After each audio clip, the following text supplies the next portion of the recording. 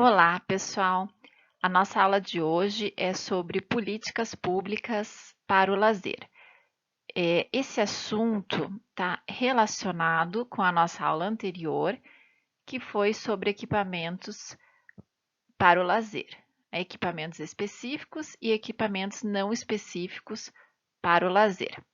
Então, dando continuidade a essa temática, nós vamos falar especificamente das políticas públicas para o lazer.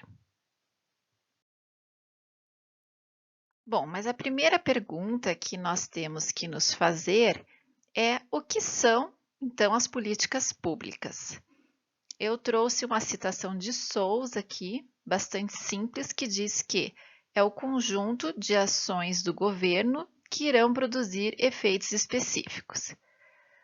Mais do que isso, né, nós podemos dizer que é o resultado das atividades dos governos e que vão influenciar diretamente na vida de todos nós. Mais do que isso, para que a gente possa ser mais específico, nós podemos também dizer que as políticas públicas elas vão colocar um conjunto de programas, ações, decisões, né, tomadas elas pelo governo, seja ele municipal, estadual ou ainda federal, podendo ter a participação direta ou não, né, da população, e vai visar, né, atender aqueles direitos da cidadania de determinados grupos ou da sociedade como um todo. Esse olhar, gente, é importante que a gente tenha, porque muitas vezes o que nos falta é conhecimento daquilo que é nosso por direito, né? E o lazer é uma dessas situações. Bom, o lazer como direito na Declaração Universal dos Direitos Humanos.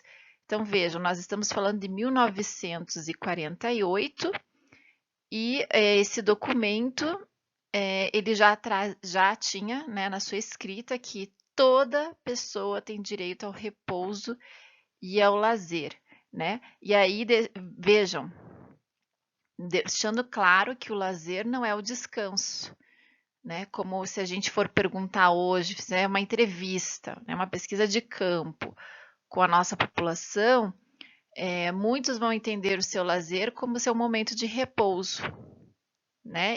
Ou seja, ou aquele momento de não trabalho.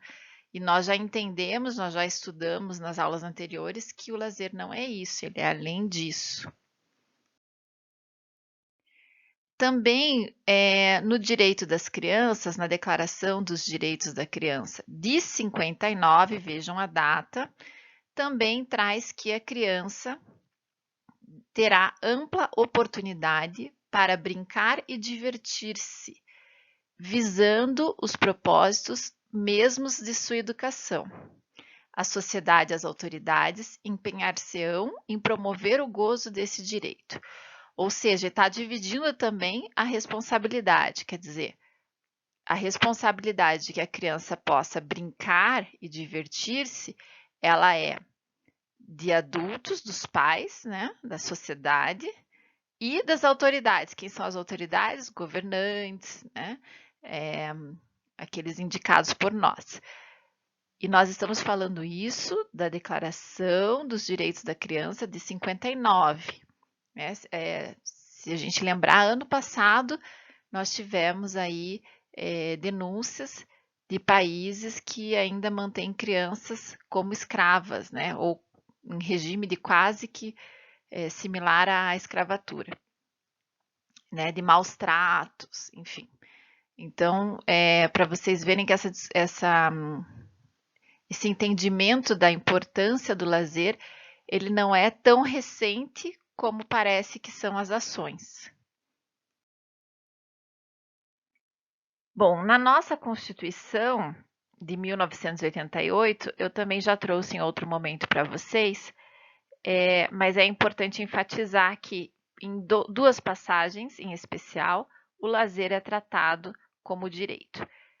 Primeiro, no artigo 217, quando diz que o poder público incentivará o lazer como forma de promoção social.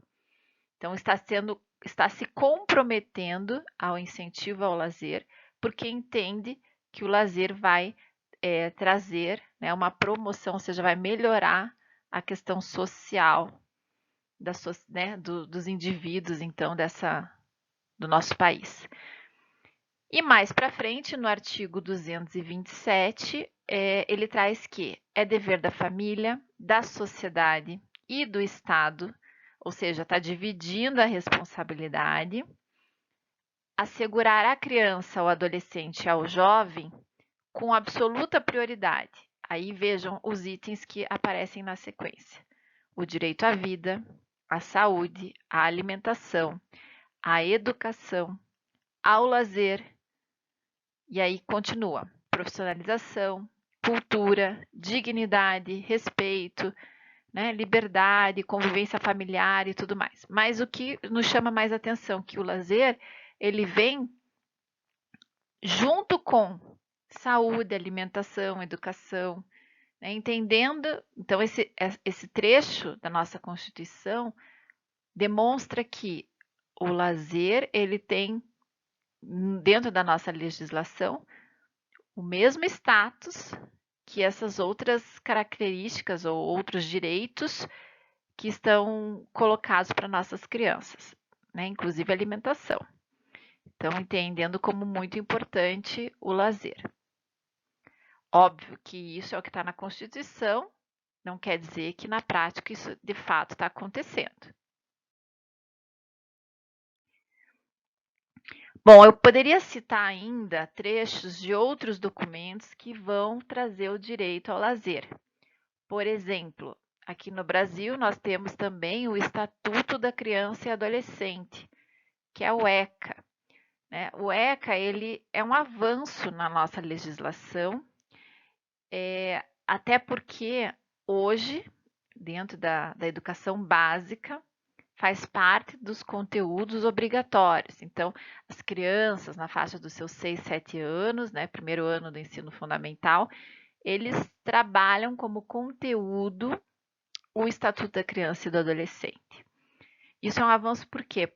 Justamente porque a partir do momento que as crianças passam a entender o que é direito delas, né, e dever também, obviamente, elas podem começar a cobrar certas posturas. Mesma coisa nós vamos encontrar no Estatuto do Idoso. É direito do idoso o lazer, as práticas de atividade física, tá? Então, eu estou falando aqui especificamente do lazer, porque é o nosso conteúdo da aula. Mas, obviamente, que o esporte, a atividade física também permeiam esses documentos que eu citei anteriormente. E o documento mais recente que nós temos é o Estatuto da Pessoa com Deficiência, e ele também prevê o direito ao lazer para as pessoas com deficiência.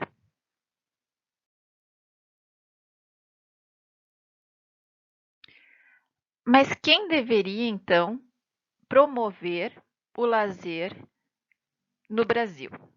Né? Olhando para essa Constituição, por exemplo. Então, existe essa dúvida, essa lacuna, vamos dizer assim. Seria a responsabilidade do poder público federal, ou ainda estadual, ou ainda municipal? Né? Essa resposta a gente não encontra na legislação, assim como nós não encontramos para as políticas públicas para o esporte. E, com isso, há muitas vezes sobreposições de ações.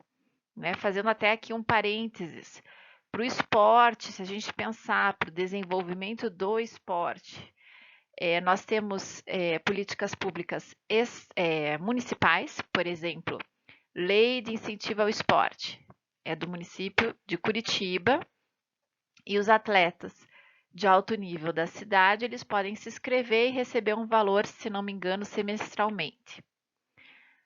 No estado, nós temos o TOP, né, ou Geração Olímpica, que também é o programa, pensando nos atletas de alto nível do estado do Paraná, Veja, aquele atleta de Curitiba, ele é do Paraná também. E ele tem direito, ele pode recorrer e receber. E ainda, no âmbito nacional, nós temos o programa Bolsa Atleta, que tem o mesmo objetivo, patrocinar os atletas de alto nível, blá blá blá. Enfim, o mesmo atleta, ele tem direito a receber de 3 fontes diferentes, sendo que as 3, né, saem da máquina pública, vamos dizer assim, simplesmente porque há uma sobreposição de ação. Não há um direcionamento. Olha, município, vocês vão cuidar só do esporte de formação, né? Ou do esporte de participação. Olha, vocês, estados, né, vão cuidar das estruturas físicas. Né? Então, a responsabilidade de vocês é de manter, de cuidar as instalações para o esporte ou para o lazer. E o governo federal vai cuidar, então, dos atletas olímpicos.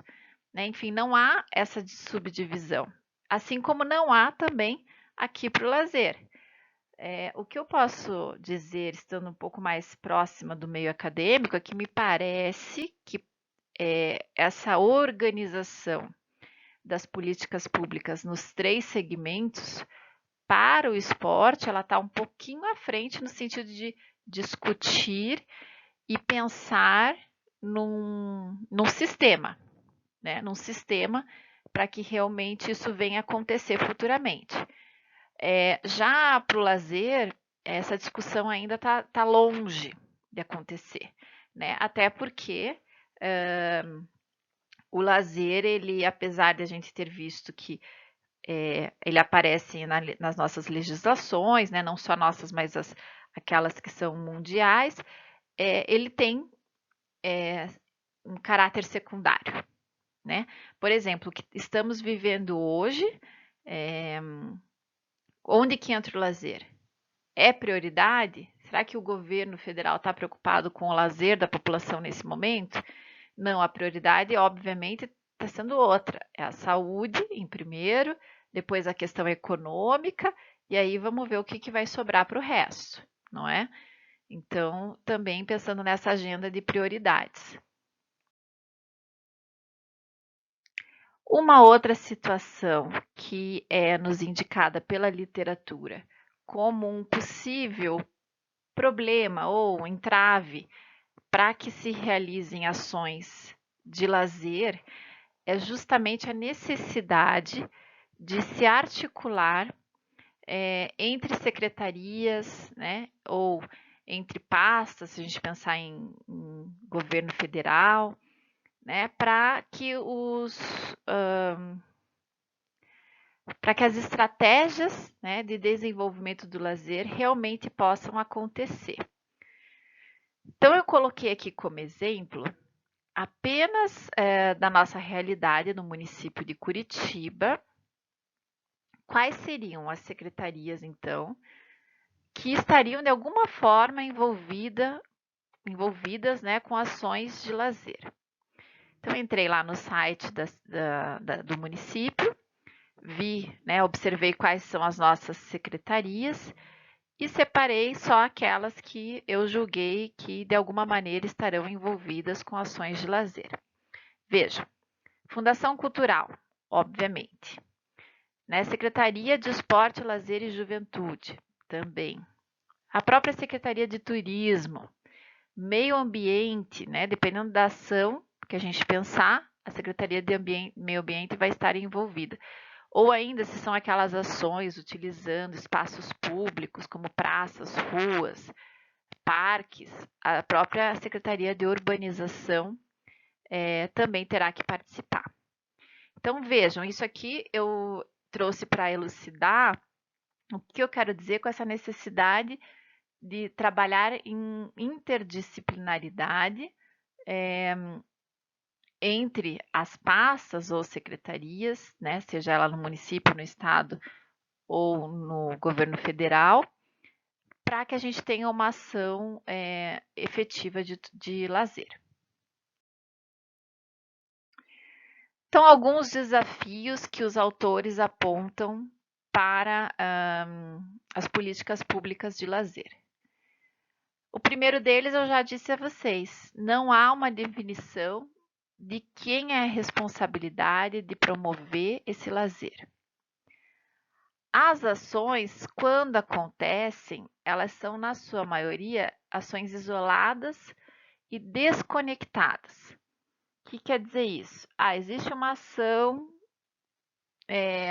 na minha cidade que no domingo eles fecham a rua e vai lá, colocam alguns materiais, né? Jogos de tabuleiro, colocam bola, colocam um instrutor, um aqui, um ali da secretaria. E isso acontece, sei lá, todo domingo. Tá, é uma ação que a tela não está isolada, porque ela tem uma periodicidade, mas dali, o que a gente consegue realmente tirar para o cidadão? Ele vai aproveitar ali naquele domingo, mas será que tem alguma atividade que ele fez ali ou que ele possa fazer ali, que ele possa levar para a realidade dele, que possa isso tornar-se um hábito de lazer, né, que possa mudar a cultura? Então é nesse sentido, tá? Então, o terceiro item é esse que eu já acabei de falar, né? As ações ocorrem pensando só naquele momento. Então, eu fui lá no domingo e fiz, mas não tem esse interesse de criar uma mudança no hábito do cidadão, né? Me parecem mais ações de mostrar, olha, a gente fez, né? A gente realizou, a gente incentiva, do que propriamente preocupadas com a qualidade daquilo que está sendo feito e com a mudança na sociedade a partir disso. Também trouxe aqui para vocês alguns objetivos, né, que possam ser pensados nas políticas públicas de lazer. Então, o primeiro deles, a gente já tratou disso, não tem como falar em lazer sem falar de qualidade de vida. Né? Qualidade de vida nos parece algo da saúde mais palpável de ser mensurado, inclusive existem protocolos para avaliar a sua qualidade de vida. Então, toda vez que a gente falar em políticas públicas para o lazer, a gente vai dizer, olha, o objetivo é melhorar a qualidade de vida da população. Né? O segundo deles é ocupar o território, né? E, obviamente, fazer isso de uma forma ordenada. Então, eu preciso ter uma localização estratégica desses equipamentos do lazer para que isso seja um estímulo à utilização. Não adianta ter uma ação muito bacana, muito interessante, mas é super distante da minha casa. Né? A gente teve aqui por algum tempo em Curitiba a passagem no domingo mais barata. Isso é uma ação de lazer. Por quê? Porque, de repente eu queria muito ir conhecer o Parque Tanguá, mas eu moro muito longe do Tanguá. Né? Poxa, mas no domingo a passagem é mais barata. Isso me incentiva a buscar esse local. Né? Seria uma possibilidade. Mas aqui nesse item específico, seria pensar na localização e na distribuição também. Por exemplo, Curitiba é muito típico, a gente percebe ações na mesma região, várias ações na mesma região. Também como objetivo, né, seria fazer parte da educação em geral. E isso significa o quê? Que educar para o lazer, a pessoa ter a condição de compreender de que o lazer é importante e saber usar esse tempo para o lazer. Também um dos objetivos seria incentivar a socialização espontânea, né? O desenvolvimento da sensibilidade, o autoconhecimento. Vejam, são coisas que atividades lúdicas podem promover. Sentar na frente do sofá e assistir um filme não vai atingir essa instância, né? Mesmo que seja também uma possibilidade de lazer. E aí um item importantíssimo que é atender às reais necessidades da comunidade. Não adianta existir uma política pública. Por exemplo, vou dar um exemplo, né, de novo do esporte, mas que cabe bem aqui, seria a gente já viu em outros países construírem arenas, ginásios, né, equipamentos para um determinado esporte, mas naquele local, né, não vai para frente, porque não há interesse da comunidade local naquela determinada prática. Em contrapartida, existe um esporte, uma prática que se tem um interesse maior. Então, isso se vale também para o lazer, né? O que é de interesse dessa comunidade? Qual é a necessidade que eles têm? Né? Então, de repente, é uma região que o pessoal anda bastante de skate. Poxa, então, de repente, uma pista de skate, né? Liberar uma rua e colocar os obstáculos durante o final de semana para promover essa prática, né? Instituir um dia para que alguém da prefeitura vá lá e leve equipamentos de skate para a comunidade, para aqueles que não têm acesso. Então, seria basicamente isso. Bom, gente, sobre a implementação. Os estudos que eu li, inclusive deixei para vocês na pasta como sugestão de leitura, eles vão indicar que são poucos, né, as pesquisas que vão avaliar a implementação das próprias políticas públicas para o lazer. E, obviamente, isso é um grande problema, porque à medida que eu não tenho uma avaliação daquilo que está sendo feito, eu não sei se aquilo está funcionando. Né? Então, seria uma possibilidade da própria compreensão do insucesso, né, do desenvolvimento do lazer na nossa sociedade e a possibilidade de discutir sugestões para repensar a elaboração dessas políticas públicas. E aí uma pergunta para vocês. Vocês conseguem lembrar alguma ação política voltada especialmente para o lazer? Bom, eu entrei no site da Prefeitura de Curitiba e observei uma lista de ações, obviamente que não estão ocorrendo agora devido ao Covid-19, mas que são ações que já ocorrem há um determinado tempo, que são consideradas ações de lazer da nossa cidade. Então, o lazer na Rua 15, até alguém já comentou isso na aula anterior, nas arcadas, no centro cívico, a festa da cidade, o Dia das Crianças, né, o Festival de Férias. O Festival de Férias existem ações dentro da biblioteca pública, dentro dos parques, Dia Mundial do Brincar e Linha do Lazer. Então, eu queria deixar aqui o convite para que vocês entrassem no site, pesquisassem essas ações, vissem qual é o tipo de público que eles atendem, porque tem várias imagens, enfim. Mas, de novo, não encontrei nada que falasse sobre a avaliação dessas ações. Lembrando que isso é apontado como um problema no sentido de evolução. Bom, e aí por que essas ações? Primeiro, porque democratizar o lazer vai significar também democratizar os espaços. Né? Quando eu tenho o lazer dentro da escola no final de semana, eu estou dizendo que a escola é de todos. E os espaços para o lazer vão ser, obviamente, os espaços urbanos da nossa cidade.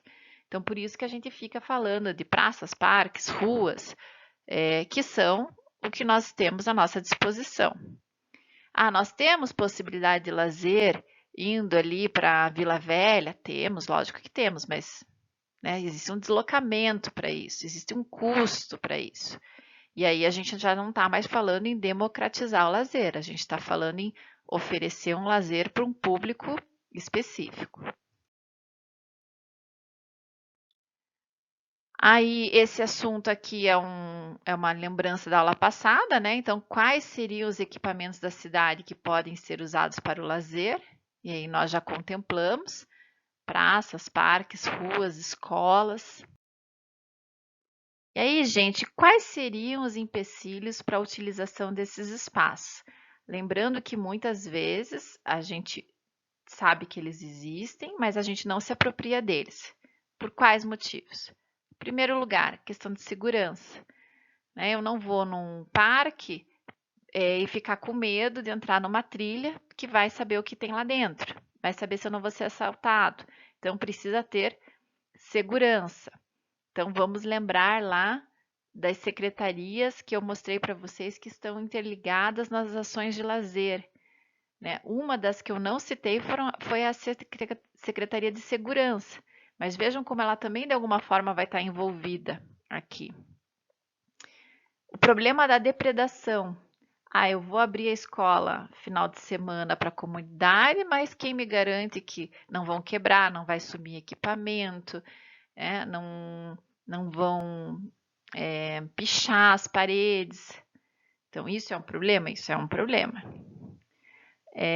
A localização, aquilo que a gente já comentou anteriormente.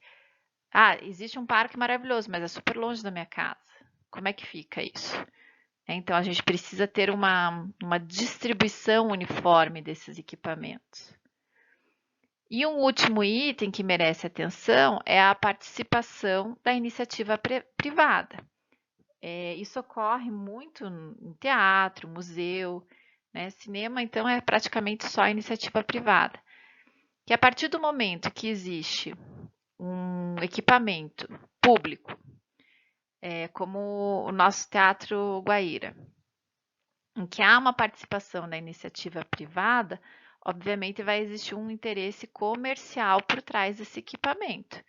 E aí isso vai reduzir as possibilidades, né, de participação, ou seja, eu não estou mais democratizando o acesso a esse lazer. Né? Quais são as medidas paliativas que estão sendo utilizadas? Vou dar o exemplo do Museu Oscar Niemeyer. Tem o dia específico que a entrada é gratuita, né, para todos os públicos. Então, não há cobrança de ingresso. Por quê? Porque justamente vai atingir, né, ou tentar atingir o grande público, né, democratizar o acesso desse espaço de lazer que é público-privado. Então, gente, chegamos ao fim afirmando, né, e retomando duas considerações importantes. Primeiro, o lazer é um direito do cidadão estabelecido por diversos documentos, né, da nossa legislação. O segundo ponto que é transformar políticas públicas para o lazer é algo bastante complexo. E vai passar desde a dificuldade de se estabelecer de quem é a função, também de essas ações não serem ações isoladas, e que quando ocorrem que sejam avaliadas, né, para serem rediscutidas. E em terceiro ponto, a apropriação dos espaços públicos para utilização para o lazer, que tem seus problemas, né? Entre eles a gente já citou segurança e tudo mais. E também temos a questão da parceria público-privada, que pode ser uma saída, mas quando resguardados os direitos da população como um todo. Por hoje é isso. Semana que vem eu volto falando sobre os profissionais do lazer. E aí eu vou deixar para vocês a leitura do capítulo do e-book, que trata disso, e um texto complementar também. Estarei à disposição nos 30 minutos finais da aula via chat, se alguém quiser tirar alguma dúvida, comentar alguma coisa, dividir alguma ação de lazer da sua cidade, né? Que seja diferente daquelas que eu apresentei aqui, ou alguma outra vivência nesse sentido. Valeu, um abraço, até a próxima.